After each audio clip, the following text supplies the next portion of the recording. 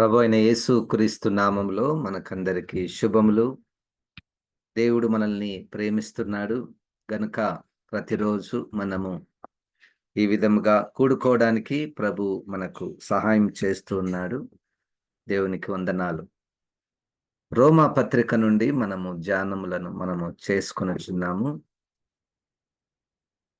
రోమా పత్రికలో అపోస్తున్నటువంటి పౌలు గారు మొదటి అధ్యాయం మొదటి వచనములో క్రీస్తు యేసు దాసుడను ఆ యొక్క గుర్తింపు, ఆ యొక్క స్థాయికి రావడానికి మునుపు ఆయన 7వ అధ్యాయములోను మరియు ఇతర రోమా పత్రిక భాగాలలో తాను మరియు అనేక మంది శరీరానికి దాసులై ఉన్నారనియు, శరీరము ఏమి కోరుకుంటే దాన్ని వెంబడించేటటువంటి పరిస్థితులలో, సమయాలలో ప్రజలున్నారు అని గుర్తించాడు. అయితే అట్టి బంధకాల నుండి, అట్టి ఆధీనములో నుండి విడిపించబడాలి. ఆ యొక్క సమస్య వారికిని మనకు కూడా ఉన్నట్టు మనము గుర్తించాము గత దినములలో. కనుక శరీరానికి దాసులైనటువంటి వారు విడిపించబడాలి. దేవునికి స్తోత్రం. ఈరోజు సొల్యూషన్ మన శరీర విషయంలో రోమా పత్రిక నుండి మనము ఆ యొక్క పరిష్కారం ఏంటి?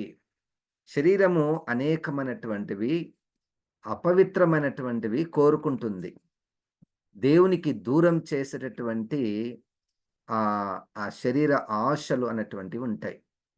అయితే మనం ఇంతకుముందే చెప్పాను, ఈ యొక్క కేవలము భౌతికమైనటువంటి శరీరము కాదు, కానీ దాంట్లో ఏ తప్పు లేదు. కానీ ఆ శరీరము వెనుక పాపపు శక్తి ఉన్నది. అది పాయింట్. పాపపు శక్తి మన శరీర అవయవముల వెనుక ఉన్నది కాబట్టి ఈ విధంగా అది జరుగుతుంది. సరే, ఇప్పుడు మనము పరిష్కారాన్ని వెతుక్కుందామండి.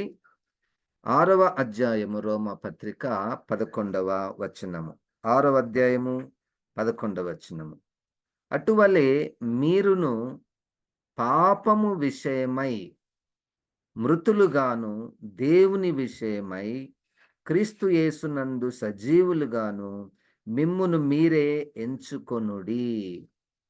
అటువలే మీరును అంటే మనము, మన శరీరము పాపము విషయమై మృతులుగా ఎంచుకొనండి. కన్సిడర్ అంటే నేను ఈ విధంగా ప్రార్థన చేయవచ్చు. ప్రభువా, పాపము చేయుటకు చూచుటకు నా కన్నులు చనిపోయాయి. నిన్ను చూచుటకు నా కన్నులు సజీవంగా ఉన్నాయి. నీ వాక్యంను చదవడానికి, నీ కార్యాలు చూడడానికి నా కన్నులు సజీవంగా ఉన్నాయి. ప్రభువా, చెడు మాట్లాడుటకు, అబద్ధాలు చెప్పుటకు, కొండెములు చెప్పుటకు, వాక్యానికి మనం ఇష్టం వచ్చినట్లు కలపడము, తీసివేయడము, చేయడము, దుర్భాషలాడడము, దానికి నా నాలుక చనిపోయింది. ఎంచుకొనండి, ఆలోచించండి. అట్లా ప్రభువా, అపవిత్రమైనటువంటి చోట్లకు అనవసరంగా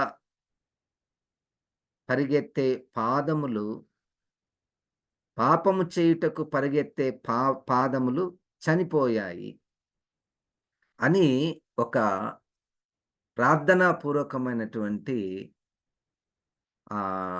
ఆలోచన ఎంచుకొనుట జరగడము మనము చేయాలి. శరీరం నుంచి బయటపడేటటువంటి దానికి పరిష్కారము, మన ఆర్గాన్స్ పాపం చేయడానికి మృతులుగాను, దేవుని విషయమై క్రీస్తు యేసునందు సజీవులుగాను మిమ్మును మీరే ఎంచుకొనండి. వీఆర్ లివింగ్ దేవుని విషయమందు, విషయమై క్రీస్తు యేసునందు. పౌలు గారు ఫిలిప్పీ పత్రికలో 1వ అధ్యాయంలో 21లో బ్రతుకుట క్రీస్తే, చావైతే లాభము. జీవించున్నది ఇక మీదట నేను కాదు, నా యందు క్రీస్తే జీవించుచున్నాడు. అంటే జీవిస్తున్నామంటే క్రీస్తుతో జీవించడము. హల్లెలూయ. అంటే క్రీస్తు నాలో ఉన్నాడు అని భావించడం. 13వ అధ్యాయంలో చివరి వచనంలో క్రీస్తు యేసునందు సజీవులుగా, క్రీస్తు యేసునందు సజీవులుగా, పాపము విషయమై మృతులుగా మిమ్మల్ని మీరే ఎంచుకొనండి. 13వ వచనంలోకి వచ్చుద్దాము. 6వ అధ్యాయము రోమపత్రిక 13వ అధ్యాయము. మన అంశం ఏమిటంటే శరీర బంధకాల నుండి మనము ఎలాగు విడిపించబడాలి, మరియు మీ అవయవములను దుర్నీతి సాధనములుగా పాపమునకు అప్పగింపకుడి. అయితే మృతులలో నుండి సజీవులనుకొని మిమ్మును మీరే దేవునికి అప్పగించుకొనుడి. మీ అవయవములను నీతి సాధనములుగా దేవునికి అప్పగించుడి. సాధనములు, టూల్స్, ఇన్‌స్ట్రుమెంట్స్. దుర్నీతి సాధనములు, నీతికి సాధనములు. చూడండి, ఇక్కడ పౌలు గారు 7వ అధ్యాయములో తన అవయవములలో ఉన్నటువంటి, అవయవముల ద్వారా చేయబడుతున్నటువంటి పాప కార్యాలను బట్టి ఆయన పరిష్కారము కనుక్కోలేకపోయాడు. ఏడ్చేశాడు. అయితే మనము అభ్యాసంలో పెట్టటం, ఇప్పుడు నా అవయవాలు నీతికి మాత్రమే ఇవి ఉపయోగపడాలి, దుర్నీతికి ఉపయోగపడకూడదు. దానికి నేను దేవునికి నా అవయవములను అప్పగించుకోవాలి. మిమ్మును మీరే దేవునికి అప్పగించుకొనుడి. మీ అవయవములను నీతి సాధనములుగా దేవునికి అప్పగించుడి. ఇప్పుడు మనం కొన్ని పనులు చేయడానికి కొన్ని పనిముట్లను వాడతాం కదా! పనిముట్లను వాడతాం. ఆ పనికి ఆ పనిముట్టే కావాలి. అట్లే ఎక్కడైనా నీతి కార్యాలు జరుగుతున్నాయంటే నిన్ను తీసుకొని పోయి అక్కడ పెట్టాలి. ఏదైనా న్యాయం చేయాలయ్యా ఇక్కడ, ఎవరైనా పెద్ద మనుషులున్నారా ఇక్కడ అంటే, దేవుడు మనల్ని అక్కడ పెడితే మనము నీతి కొరకు నిలబడేవారము, నీతిని మాట్లాడేవారము, నీతిగా జీవించేవారము, నమ్మదగినటువంటి వారముగా దేవుడు మనల్ని మనము దేవునికి నీతి సాధనములుగా అప్పగించుకొనుట. దేవునికి స్తోత్రం. హల్లెలూయా. మన అవయవములు తప్పు పనులు చేయవు అనే స్థాయికి.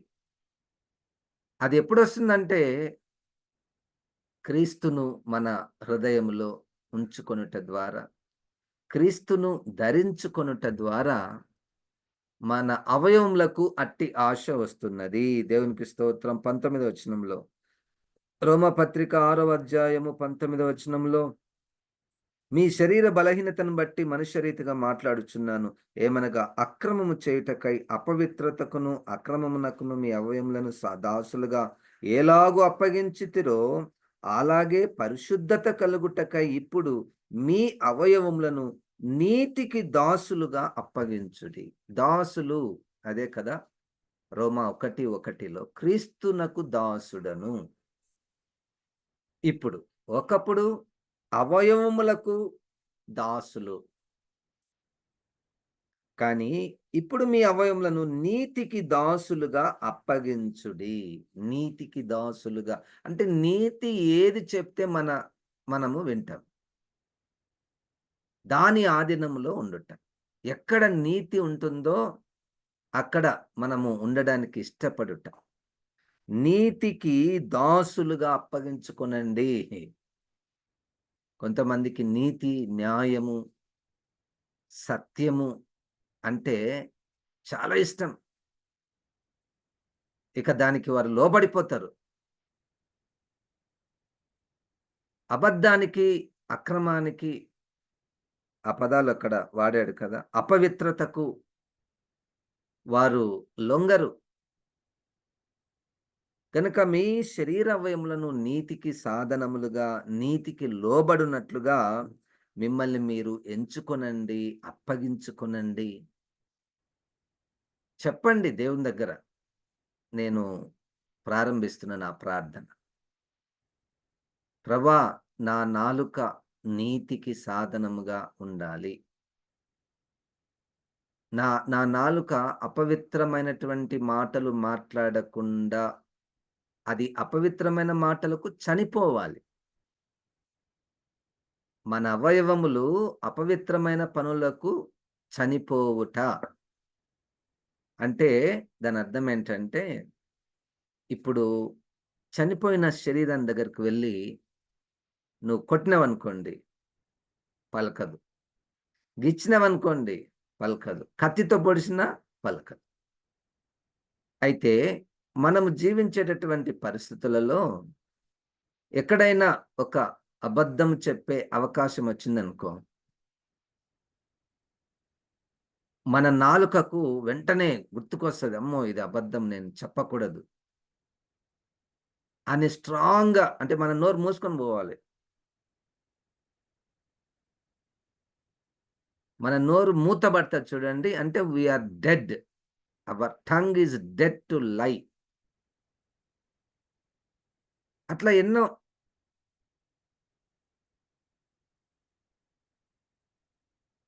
అవయవముల నుంచి బయటపడ్డానికి మన దగ్గరున్నటువంటి పరిష్కారాన్ని మనం చూస్తున్నాం. 8వ అధ్యాయము 3వ వచనము.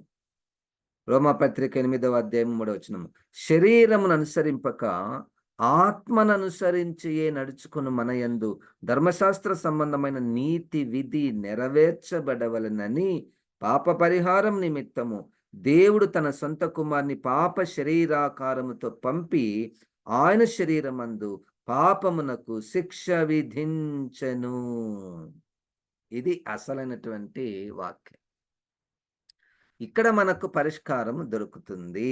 శరీరమును అనుసరింపక, 7వ అధ్యాయం అంతా శరీరాన్ని అనుసరిస్తున్నాడు. శరీరానికి దాసుడుగా ఉన్నాడు. ఇప్పుడు శరీరాన్ని అనుసరించకుండా దేవుడు ఒక కార్యం చేశాడు. ఈ దేవుడుకి ఏం తెలిసి వచ్చిందంటే, మనుషులందరూ శరీరం అనేటువంటి దాని క్రింద దాసులుగా నలిగిపోతున్నారు, మగ్గిపోతున్నారు. దాని నుంచి బయటపడడం లేదు.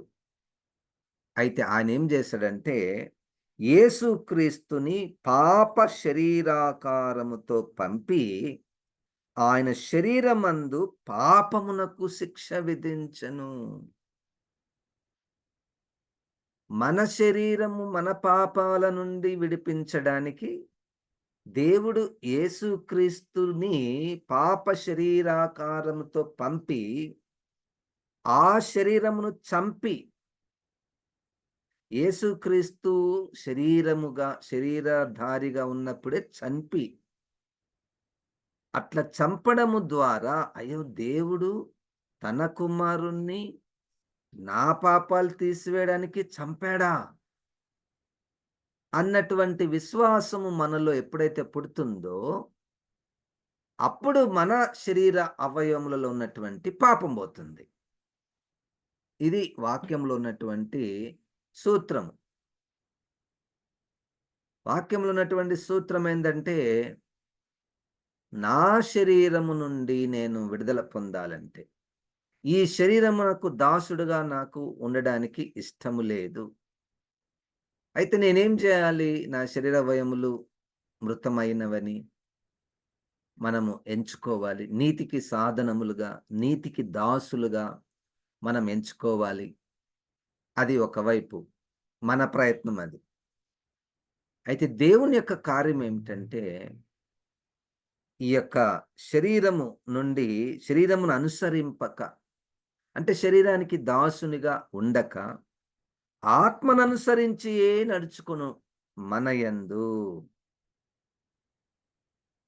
ఇప్పుడు ఆత్మననుసరించి నడుచుకొనుట అనేటువంటిది ఎప్పుడు ప్రారంభమవుతుందంటే, ఎప్పుడైతే ఈ యొక్క జ్ఞానము అంటే చరిత్రలో జరిగినటువంటి కార్యము, ఆ యొక్క వాక్యములో దేవుని యొక్క ప్రత్యక్షతలు మనం నమ్మినప్పుడు, ధర్మశాస్త్ర సంబంధమైన నీతి విధి నెరవేర్చబడవలనని పాప పరిహారము నిమిత్తము దేవుడు తన సొంత కుమారుని పాప శరీరాకారముతో పంపి ఆయన శరీరమందు పాపమునకు శిక్ష విధించెను. పాపానికి శిక్ష విధించడం చూడండి. అది ఎంత విచిత్రమో. ఇప్పుడు పాపం ఒక వ్యక్తి పాపం చేశాడు. ఆ పాపానికి శిక్ష నా నేను శిక్ష అనుభవించడం.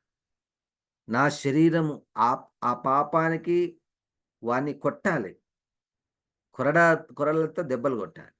ఆ కొరడా దెబ్బలు యేసుక్రీస్తు శరీరం మీద పడుట ద్వారా మన పాపానికి, మన అవయవంలో ఉన్నటువంటి పాపానికి శిక్ష అయిపోయిందింక. శిక్ష అయిపోయింది. తప్పు జరిగినప్పుడు శిక్ష జరగాలి. గనక ఒక వ్యక్తి శిక్ష అనుభవించాడు. అనుభవించుట ద్వారా ఏమైందంటే, మనము పాపానికి మరణించాము నంబర్ 1. ఇప్పుడు మన మీద ఆత్మ దేవుడొచ్చాడు. దేవునికి స్తోత్రం. హల్లెలూయా! ఎప్పుడైతే మన మీద నమ్ముతామో, నా అవయములలో ఉన్నటువంటి పాపాన్ని తీసివేయడానికి యేసుక్రీస్తే తన శరీరములో తాను చంపబడట ద్వారా, రక్తం కార్చుట ద్వారా తన శరీరములో శిక్ష విధించబడినది. కనుక ఇప్పుడు మనము ఆత్మననుసరించి నడుచుకుంటాము. ఎందుకు? ఎఫెసీ 1:13 ప్రకారము ఎప్పుడైతే మనం యేసుక్రీస్తునందు సువార్త విని యేసుక్రీస్తునందు విశ్వాసం ఉంచుతామో, ఆత్మ అనేటువంటి ముద్రను మనము పొందుకొని ఉన్నాము. కనుక ఆత్మను అనుసరించి మనము జీవిస్తాము. దేవునికి స్తోత్రం. హల్లెలూయా! అందుకనే ప్రతి విషయంలో మన దినదిన విషయాలలో how do you take your decisions? How do you come to a conclusion? In every matters of our human affairs. పిల్లల విషయం, భర్త, భార్య విషయములలో మనకు వాక్యం గుర్తుకొస్తుంటది. మనకు ఆ వాక్యం గుర్తుకు రావడమే ఆత్మదేవుని యొక్క కార్యం. దేవుడు గుర్తుకొస్తుంటాడు. ఆహా! ఈ విషయంలో దేవుడు ఏం చేయగలడు? ఏం చేస్తాడు? ఒక్కొక్కసారి మన పిల్లలు ఒకటి చేయాలన్నట్టు. మనం వద్దు అంటాం. వాళ్ళు లేలే ఇది చేస్తా, నేను పోతా, నేను అది చేస్తా, నాకది కావాలంటారు. మనం వద్దు వద్దంటాం. What's the solution then? ఏంటి సొల్యూషన్? అప్పుడు నేనేం చెప్తున్నానంటే, నీలో యేసుక్రీస్తు నీకేం చెప్తున్నాడు? ఈ విషయంలో నువ్వు యెస్ అంటావు, నేను నో అంటా. ఈ విషయంలో యేసుక్రీస్తు ఏమంటాడు అన్న సంభాషణ వస్తుందా? అది పాయింట్. అన్న సంభాషణ వస్తుందా? వస్తుంది అంటే ఆత్మదేవుడు మనలో ఉన్నాడు. ఎట్లా వచ్చాడు ఆత్మదేవుడు మనలో? మనం ఒక సువార్త విన్నాం. ఏం సువార్త విన్నాము? నేను శరీరానికి దాసుడుగా అయిపోయాను. దుర్నీతికి నా అవయవములు సాధనములుగా వాడబడుతున్నాయి. అయితే యేసుక్రీస్తు నా పాపానికి ఆయన శరీరం మీద శిక్ష వేయించుకున్నాడు. గనుక ఇప్పుడు నేను విడుదలయ్యాను అనే సువార్తను విశ్వసించుట ద్వారా మనం రక్షణ పొందినటువంటి వారం. అప్పుడు పరిశుద్ధాత్మ అనేటువంటి ముద్ర మన మీదకి వచ్చినది. అప్పుడు మనం ఆత్మను అనుసరించి నడుచుకుంటాం. దేవునికి స్తోత్రం. హల్లెలూయా! ఇక ఈ మాటలు మనం చదువుతున్నాము, వింటున్నాము అంతే గాని, ఇది ఎంతవరకు వింటున్నటువంటి వారిలో పనిచేస్తున్నాయో, ఎంతమంది దీన్ని రిసీవ్ చేసుకుంటున్నారో, ఎంతమందికి పరిశుద్ధాత్మ దేవుడు ఈ మాటలను నేరుగా వారి మనసులో, వారి హృదయంలోనికి తీసుకొని వెళ్తున్నాడో నాకు తెలియదు. ఆయన పని మాత్రము ఒప్పింపచేయువాడు. ఇదిగో నీతి మార్గాన్ని, రక్షణ మార్గాన్ని, ఆత్మ మార్గాన్ని చూపించువాడు. చూడండి, మనము స్పష్టమైనటువంటి, స్వచ్ఛమైనటువంటి సువార్తను మనం వింటున్నాము. అది కేవలము it's not philosophical subjects that we learn. ఏదో తత్వములను మనం నేర్చుకుంటున్నాము ఆబ్జెక్టివ్‌లీ. బాగుంది. ఇదేదో కొత్త కొత్త విషయాలు బాగానే ఉన్నాయి. దాని కొరకు కాదు. మన నిజ జీవితంలో వాట్ అవి పని చేయునట్లు వాటినంతగా మనం దగ్గరికి తీసుకోవాలి. సరే. 8వ అధ్యాయములోనే 4వ వచనం. శరీరానుసారులు శరీర విషయముల మీద మనస్సునుంతురు. ఆత్మానుసారులు ఆత్మ విషయముల మీద మనస్సునుంతురు. శరీరానుసారమైన మనస్సు మరణము, ఆత్మానుసారమైన మనస్సు జీవమును సమాధానమునై ఉన్నది. ఆత్మా ఆత్మానుసారులు ఆత్మ విషయముల మీద మనస్సునుంతురు. రైట్. ఇప్పుడు సొల్యూషన్ ఏంటంటే మొత్తానికి ఆత్మదేవుడు ఆత్మ ద్వారా శరీర క్రియలను చంపగలము. ఇప్పుడు మన మీద ఆత్మ ముద్ర ఎప్పుడైతే వేయబడిందో, సువార్తను విని ఎప్పుడైతే మనం విశ్వసించామో, అప్పుడు మన మీద ఆత్మ ముద్ర వేయబడిందో, అప్పటినుండి మనము ఆత్మ విషయముల మీద మనస్సునుంచుతాము. ఆత్మ విషయముల మీద మనస్సునుంచుట అంటే వాటిని గురించి ఆలోచించుట, వాటిని ఇష్టపడుట, వాటి దగ్గర ఉండడానికి ఇష్టపడుట. ఆత్మ విషయములు అంటే ఏమిటి? ఆత్మ విషయములు అంటే దేవుని విషయములు. ఆత్మనే దేవుడు. దేవుని విషయముల మీద మనసుంతునంటే ఇదే. మనము ప్రార్థనను ఇష్టపడడము, వాక్యాన్ని చదువుట, ధ్యానించుట, బోధించుటకు ఇష్టపడడము, వాక్యానుసారంగా నడుచుటకు ఇష్టపడడము, క్రీస్తు రాకడ కొరకు మనము సిద్ధపడడము, పవిత్రముగా, నీతిగా సంఘం ఉండాలన్నటువంటి దాని కొరకు ఇష్టపడడము. ఇది ఆత్మానుసారముగా ఆత్మ విషయముల మీద మనసు ఉంచుట. దేవునికి స్తోత్రం. హల్లెలూయా. ఆత్మ ద్వారా నడిపించబడుట, ఆత్మ విషయముల మీద మనము మనస్సును ఉంచుట. ఈ ఆత్మ విషయముల మీద మనస్సు ఉంచుట అన్న పదములో పౌలు గారి యొక్క మనస్సులో ఏముందంటే, ధర్మశాస్త్ర సంబంధమైనటువంటి విషయముల మీద మనస్సును ఉంచక, ఆత్మ విషయముల మీద మనస్సును ఉంచుట. ఇప్పుడు పాత నిబంధనలో లేకపోతే యూదులకున్నటువంటి కొన్ని ధర్మశాస్త్రమైన సంబంధమైనటువంటి క్రియలు, ఆచారాలు, శుద్ధీకరణ ఆచారాలు, పండుగలు, ఆ! యాత్రలు అవన్నీ ఎన్నో ఉన్నాయి. వాళ్ళకున్నాయి గదా! అయితే మనకు కనబడకుండా, మనకు తెలియకుండా ప్యారలల్ అంటే దానికి సంబంధించినటువంటివి సమాంతరమైనటువంటి ఆచారాలు క్రైస్తత్వములోనికి వచ్చాయి. దీన్ని క్రైస్తవ ధర్మశాస్త్రం అని కూడా అంటారు. ఈ క్రైస్తవ ధర్మశాస్త్రమునికి దానిని అనుసరించి కాకుండా ఆత్మను అనుసరించి. ఎప్పుడైతే ఆత్మను అనుసరిస్తామో అప్పుడు ఈ క్రియలకు బలం పోతుంది. క్రియలకు బలం పోయి అవి కేవలము వస్తు రూపముగానే ఉంటాయి. అందుకనే 8వ అధ్యాయము హెబ్రీయులకు రాసినటువంటి పత్రికలో అది ఒక మంచి మాట. చివరి వచనము. హెబ్రీ 8 చివరి వచనము.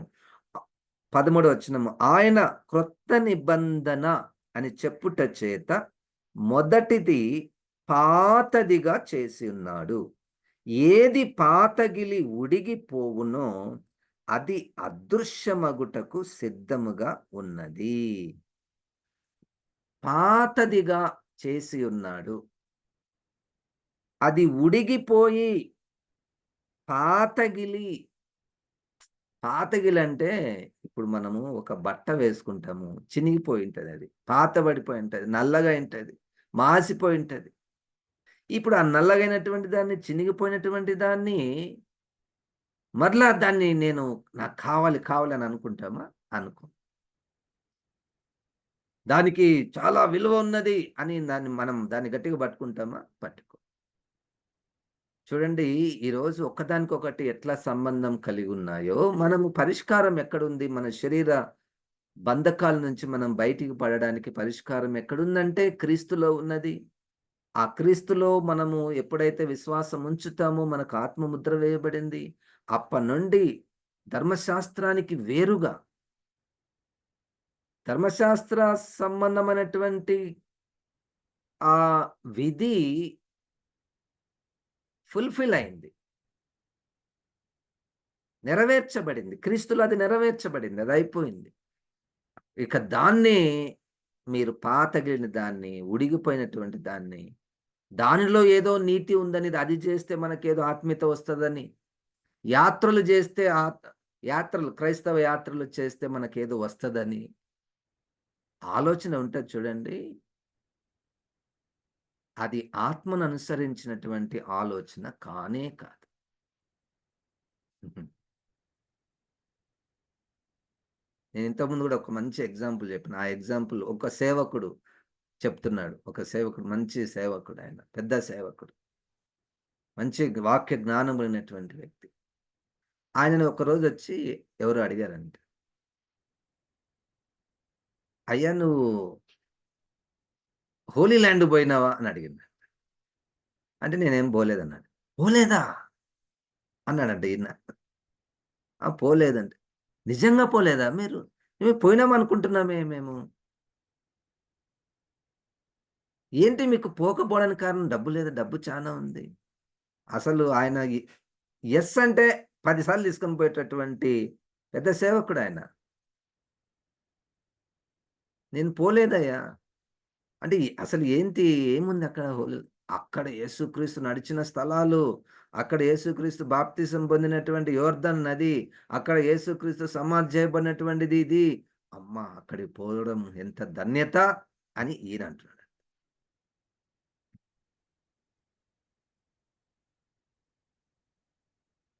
చూడండి, అప్పుడు ఈయన అన్నాడంట, దేవుని మహాకృప వలన 3 సార్లు యేసుక్రీస్తు నా ఇంట్లోనే నాకు ప్రత్యక్షమయ్యాడు తన స్వరము ద్వారా. నా ఇంట్లోనే దేవుని యొక్క స్వరం నేను విన్నానయ్యా. హోలీ ల్యాండ్‌లో ఏదో ఉందన్నటువంటి ఆలోచన శరీరానుసారమైనటువంటి మనసు. దానికి తోడు మనం ప్రభుత్వానికి ఏమి సందేశం ఇచ్చినాం తెలుసా? హోలీ ల్యాండ్ బయటల వారికి సబ్సిడీ ఇస్తాము. డబ్బులిస్తాం కొంచెం. మీకయ్యే ఖర్చులో గవర్నమెంట్, గవర్నమెంట్ మీకు ఈ గవర్నమెంట్, మనము నివసిస్తున్నటువంటి స్టేట్ గవర్నమెంట్ మేము పోవడానికి మీకు డబ్బులను ఇస్తాము. ఏంటయ్యా ఈ క్రైస్తత్వము ఏ సందేశాన్ని ప్రకటించింది? ధర్మశాస్త్రాన్ని ప్రకటిస్తున్నది. ఇప్పుడు మన దగ్గర ఏమి యూదులు లేరు. యూదులు లేరు. అయినా మనము ధర్మశాస్త్రాన్ని ప్రకటిస్తున్నాం. దాని కొరకు పోరాటం మన నాయకులు. అక్కడ పోయి అయ్యా! మా వాళ్ళు చాలా మంది హోలీ ల్యాండ్‌కి పోతున్నారు. కొంచెం డబ్బులియండి. మేము గుళ్ళను కట్టుకుంటున్నాము. మాకు డబ్బులియండి. గుడిని కట్టడానికి ప్రభుత్వము డబ్బులిస్తే, ఈ గుడిని కట్టేటోళ్ళు ఏదో నీతి కార్యం జేసినట్టు, ఆ ప్రభుత్వం వాళ్ళేదో మనకు సహాయం జేసినట్టు. ఆ! గుడిని కట్టడం తప్పు కాదు. బట్ యువర్ ఈ ఈ నీ నీతి కార్యాలన్నీ దానికి కట్టి వేయబడి ఉన్నాయేమో ఒకసారి మనం పరీక్ష జేసుకోవాలి. Is that all? ఇది క్రైస్తవ ధర్మశాస్త్రములలో చాలా ఉన్నాయి. ఆత్మానుసారంగా నడుచుకొనుట. హల్లెలూయా! ఆత్మ ఏం చెప్తాడప్పుడు? ఆత్మ ఏం చెప్తాడు? కనుక ఈ శరీరానుసారమైనటువంటి ఆ బంధకాలలో నుండి మనం ఆత్మానుసారముగా ఆత్మ విషయముల మీద మనస్సును ఉంచుట. సంఘాన్ని కట్టాలి. ఆలయాన్ని కట్టాలి. ఎట్లైనా చేసి ఆలయాన్ని కట్టాలి. పెద్ద గుడి కట్టుకోవాలి మనం. ఈ ఈ మండలంలో ఒక దగ్గర పోయినాం. వాళ్ళు కట్టుకుంటున్నారు. ఎవరి నోట్లో చూసినా ఈ మండలంలో ఇటువంటి చర్చిలు ఎక్కర్లేదు సార్. ఎంత తెలుసా ఇది? దాదాపుగా 12,00,00,000 అవుతుందంట. పల్లెటూరులో నేను పోయినాను. పల్లెటూరులో 12,00,00,000 పెట్టి ఆలయాన్ని కడుతున్నారు. దానికి ఇక ఎన్నెన్నో ఇక వాళ్ళ ఫోకస్ అంతా కూడా ఆలయాన్ని కట్టడం, కట్టడం, కట్టడం, కట్టడం. దానికి ఒక్కొక్క మళ్ళా పెద్ద మినిస్ట్రీ. మేము మా గురి ఏంటంటే ఆలయాలు కట్టాలి. కనీసం ఈ సంవత్సరంలో 2 ఆలయాలన్నా కట్టాలి. అయ్యా! సంఘాలను కట్టాలి. సువార్త చెప్పి ప్రభు దగ్గరికి విశ్వాసులు నడిపించాలి. వాక్యపు వెలుగులో వారిని పెంచాలి. అన్న భాష మన నోట్ల నుంచి వస్తుందా? అన్న ఆత్మ సంబంధమైనటువంటి మాటలు నోట్ల నుంచి ఏమన్నా వస్తున్నాయా? వేరే వాళ్ళ గురించి వద్దు. మన గురించే. పరిశుద్ధాత్మ దేవుడు మనకు మారు మనసునిచ్చి ఆత్మ సంబంధమైనటువంటి విషయాల మీద మనకు మనస్సును ఇవ్వాలి. అది ఎప్పుడు ఇస్తాడంటే యేసుక్రీస్తు సువార్త నీ పాపమును తీసివేయడానికి, నీ శరీర బంధకాల నుంచి విడిపించడానికి ఆయన శరీరమందు పాపానికి దేవుడు శిక్ష విధించాడు. అక్కడే నాకు సొల్యూషన్ దొరికింది. అక్కడే నాకు పరిష్కారం ఉంది. దేవుడి మాటలు దీవించునుగాక. జీవం గల తండ్రి, వాక్యమైన తండ్రి, ఈ వాక్యాలను ప్రభా మా మనసులో, మా హృదయాల్లో వ్రాసి, దాని ప్రకారం మేము నడుచుకునే కృపను దయచేయమని యేసు నామమున ప్రార్థిస్తున్నాము తండ్రి. ఆమేన్. ఇప్పుడు మన పరమ తండ్రి అయిన దేవుని యొక్క ప్రేమయు, ప్రభువైన యేసుక్రీస్తు యొక్క కృపయు, పరిశుద్ధాత్మ దేవుని యొక్క సహవాసము, సహాయం మనకందరికి సదాకాలము తోడై ఉండును గాక. ఆమేన్. దేవుడు మనల్ని దీవించును గాక.